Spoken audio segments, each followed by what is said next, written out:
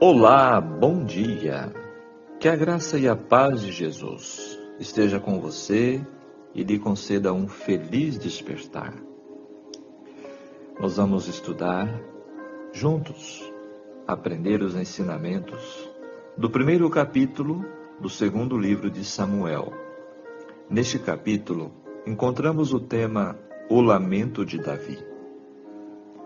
A tendência natural do ser humano, diante do sofrimento ou morte de algum oponente ou inimigo, é comemorar com alegria. Você concorda?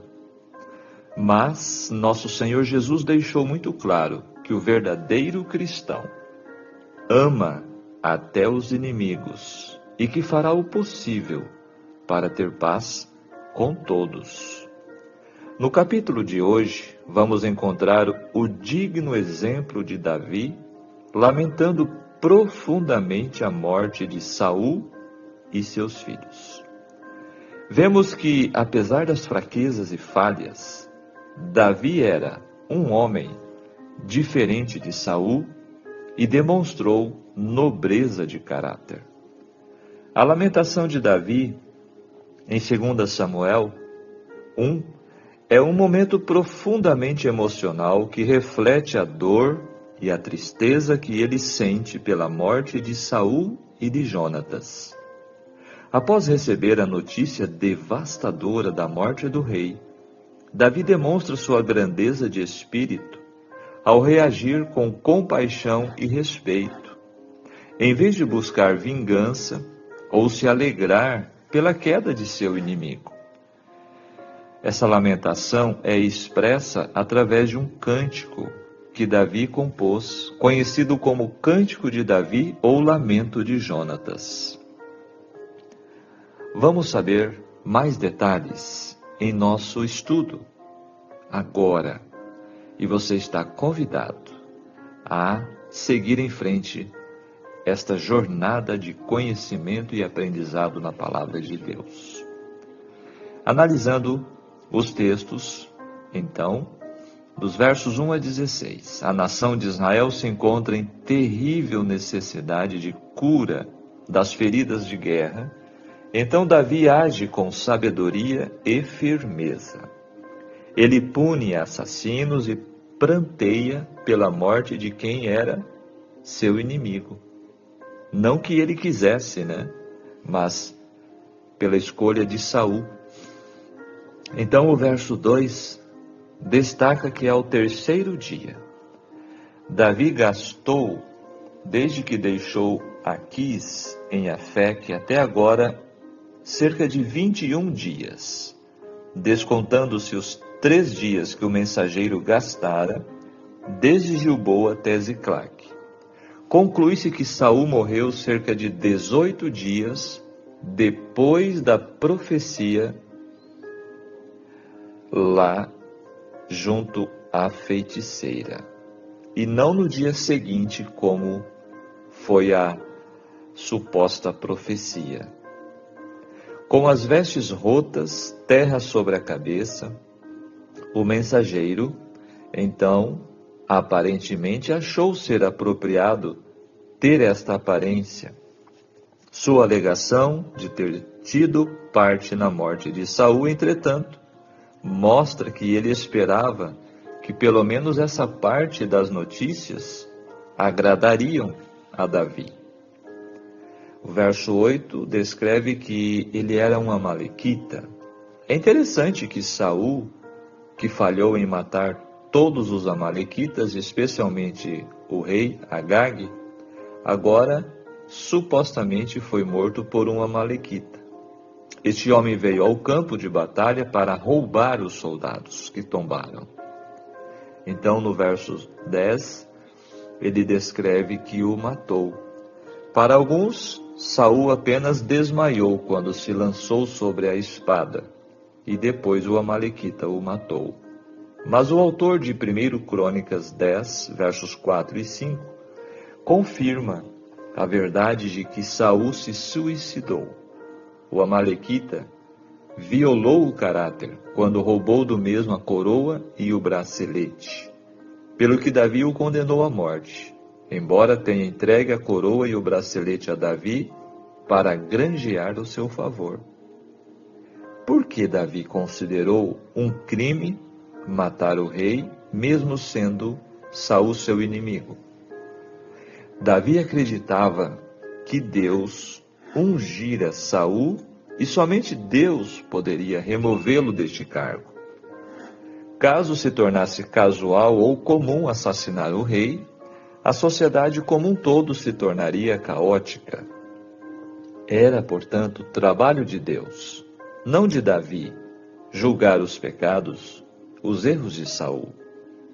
Então, no verso 11 diz que Davi rasgou as vestes. Este ato, comum para aquela época, revelava verdadeira grandeza do futuro rei de Israel. Davi lamentou sinceramente a morte de Saul com genuína tristeza. Embora Saul tivesse procurado tirar-lhe a vida, Davi não queria o mal. Esta reação por parte de Davi não é a resposta natural do coração humano, da natureza pecaminosa, mas uma evidência do amor e da compaixão de Deus na vida. Como verdadeiro israelita, Davi lamentou a morte do rei e, como um amigo pessoal, chorou a morte de Jonatas, a quem devotava profunda afeição. Agora o verso 12. Pelo povo do Senhor, Saul, de acordo com o cântico de Davi, não caíra sozinho.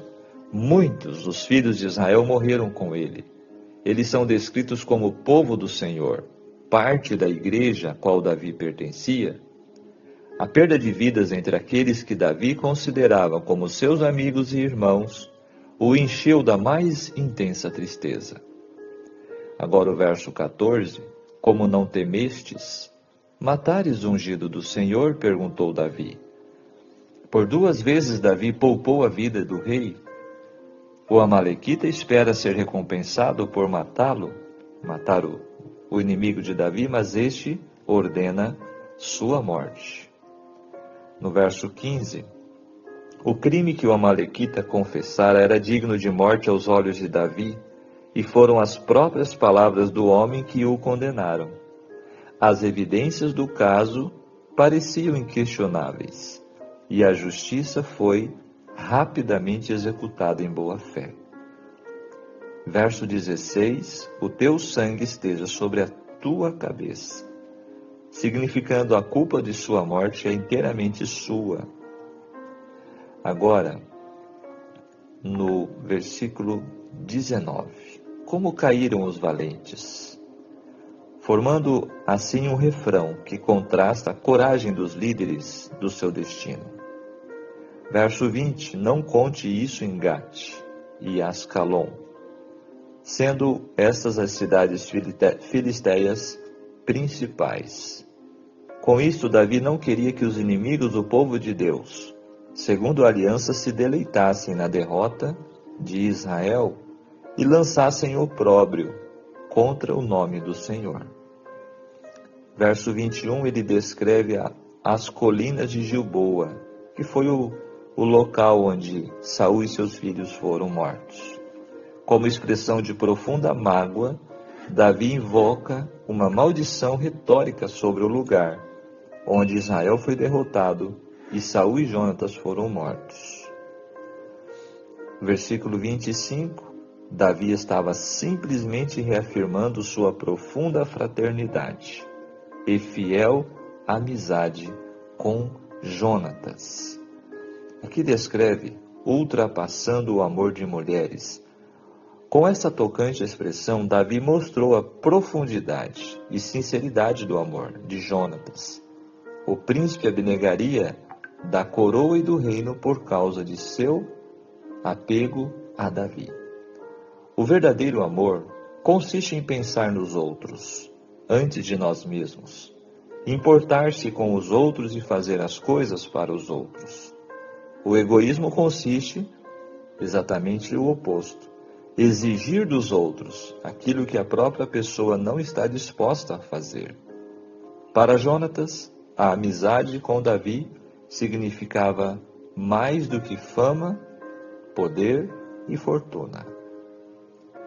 Então aqui temos os comentários dentro dos versículos. Agora, o livro Patriarcas e Profetas acrescenta-nos detalhes interessantes. Era o terceiro dia depois que Davi e seus guerreiros voltaram a Ziclag. Enquanto trabalhavam para restaurar suas casas arruinadas, aguardavam com um coração ansioso notícias da batalha que sabiam dever ter sido ferida entre Israel e os filisteus. Subitamente, um mensageiro entrou na cidade, com vestidos rotos e com terra sobre a cabeça. Foi logo levado a Davi, diante de quem se curvou com reverência, exprimindo reconhecê-lo como um príncipe poderoso, cujo favor desejava. Davi então indagou ansiosamente como tinha ido a batalha. O fugitivo referiu a derrota e morte de Saul e de Jonatas, mas foi além de uma simples declaração dos fatos. Supondo, evidentemente, que Davi deveria alimentar inimizade para com seu implacável perseguidor, o estrangeiro esperava conseguir honra para si como matador do rei. Com um ar de vanglória, o homem pôs-se a relatar que durante a batalha encontrou o rei de Israel ferido e muito assediado pelos seus adversários, e que pelo seu próprio pedido ele, o mensageiro, o matara. A coroa de sua cabeça e a pulseira de ouro que trazia no braço, ele as trouxera a Davi. Confiantemente esperava que estas notícias fossem recebidas com alegria e que receberia uma boa recompensa pela parte que desempenhara. Mas apanhou Davi os seus vestidos e os rasgou, como também todos os homens que estavam com ele, e prantearam, e choraram, e jejuaram até a tarde por Saul e por Jonatas seu filho, e pelo povo do Senhor, e pela casa de Israel, porque tinham caído à espada. Passado o primeiro abalo da terrível notícia, os pensamentos de Davi voltaram-se para o núncio estrangeiro, e para o crime de que, segundo sua própria declaração, ele era culpado. O líder perguntou ao moço: "De onde és tu?" E ele respondeu: "Sou filho de um homem estrangeiro, amalequita." E Davi lhe disse: "Como não temeste tu estender a mão para matares ao ungido do Senhor?" 2 vezes Davi tivera Saul em seu poder, mas quando insistiram para que o matasse, recusara-se. Levantar a mão contra aquele que fora consagrado por ordem de Deus para governar Israel. No entanto, o amalequita não receara jactar-se de que havia matado o rei de Israel. Acusara a si mesmo de um crime digno de morte, e a pena foi infligida imediatamente. Disse Davi: "O teu sangue seja sobre a tua cabeça, porque a tua própria boca testificou contra ti, dizendo: eu matei o ungido do Senhor." A dor de Davi pela morte de Saul era sincera e profunda, demonstrando a generosidade de uma natureza nobre. Não exultou com a queda de seu inimigo. O obstáculo que lhe impedia o acesso ao trono de Israel estava removido, mas ele não se regozijou com isto. Que exemplo, hein? A morte apaga a lembrança das desconfianças e crueldades de Saul, e agora em coisa alguma de sua história pensava a não ser naquilo que era nobre e digno de um rei. O nome de Saul estava ligado com o de Jonatas, cuja amizade fora tão fiel e tão abnegada. Páginas 695 e 696 do livro Patriarcas e Profetas. Agora, aplicando este capítulo em nossas vidas, só oferecemos aquilo que temos. Não podemos esperar respeito e amor de quem não os possui. Maledicências, críticas e fofocas procedem de pessoas desprovidas de amor e respeito. Nossa sociedade e igreja carecem de dessas características de Davi. Viva como um rei. Com Davi, temos muito que aprender se quisermos crescer na vida e no serviço no reino de Deus. Nenhuma falsidade deve caracterizar os nossos sentimentos. Devemos ser sinceros como Davi e não interesseiros como o Amalequita. Devemos lamentar a morte, até mesmo de pessoas ímpias como Saul, apesar de seus erros, pecados e injustiça. Deus não se alegra com a morte de ninguém, nem mesmo do ímpio. Então nós não podemos fazer diferente. Falar mentira para agradar o ouvinte, a fim de tirar vantagem de uma fraude, resultará em fatalidade, como aconteceu com o Amalequita. Chorar por um perseguidor é uma grande evidência de um coração respeitoso e amoroso. Não fale mal de pessoa alguma, não ouça o mal a respeito de ninguém. Se não ouvir quem ouça, não haverá quem fale mal, escreveu Ellen White. Devemos ter a atitude correta de um rei, não as características do príncipe das trevas. Agora, finalizando nossa reflexão. Davi não perdeu um inimigo e um amigo. Ele perdeu um pai e um irmão. Percebem a grandeza do que é ter o amor de Deus no coração? Porque do nosso coração corrupto, naturalmente não pode sair coisas boas, mas de um coração movido por Deus, emanam fontes de amor e vida. Na medida que Saul o odiou, Davi amou. Na medida que Jonatas o amou, Davi o amou ainda mais. Eis o que o Senhor nos pede. Dá-me, filho meu, teu coração. Provérbios 23, 26. Ao depositarmos o nosso coração nas mãos de Deus, estamos permitindo que Ele promova cura, libertação e salvação. E mais ainda, estamos permitindo que Ele nos torne abençoadores de nossos semelhantes. A morte de seu algoz foi para Davi motivo de profunda tristeza, porque ele decidiu entregar o seu coração aos cuidados do amor, pois Deus é amor. Você tem um amigo que passou a lhe perseguir? O Senhor promete colocar em seu coração o amor que lhe fará amá-lo. Você tem um amigo mais chegado do que um irmão? O Senhor Jesus.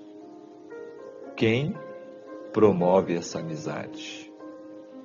Que Deus, o amor, jamais lhe falte. Então jamais lhe faltará motivos para amar e querer o bem, até de quem lhe deseja o mal. Não se apegue à maldição do rancor, mas permita que o Espírito Santo derrame em seu coração porções diárias do amor de Deus, que cura, perdoa, renova, transforma, liberta e que salva. Vigiemos e oremos. Amém. Capítulo 1, 2 Samuel, o lamento de Davi. Olha o pensamento para nossa reflexão no dia de hoje. Não alimente a mágoa ou o ódio, porque só vive feliz quem tem grandeza para perdoar. Que pensamento solene, lindo, profundo. Que Deus nos dê a sua graça e nos ajude para isso. Amém. Oremos. Maravilhoso Deus, querido Pai Celestial, muito obrigado, Senhor, pelo teu grande amor e cuidado por nós, por tua misericórdia, fidelidade e amor. Obrigado, Senhor, por este momento de estudo e comunhão contigo em tua palavra. Obrigado, Senhor, pelo despertar e por podermos, Senhor, encontrar em ti a fonte do puro amor. Toma nossos corações, e dá-nos, Senhor, um coração renovado, transformado por Ti, para que possamos seguir o Teu exemplo, os Teus passos. Abençoe a cada um dos participantes em mais um dia de nossa jornada, te rogo em nome de Jesus. Amém. Que Deus te abençoe, que Deus te guarde. Ficamos por aqui. Tenham todos um ótimo dia. Tchau, tchau.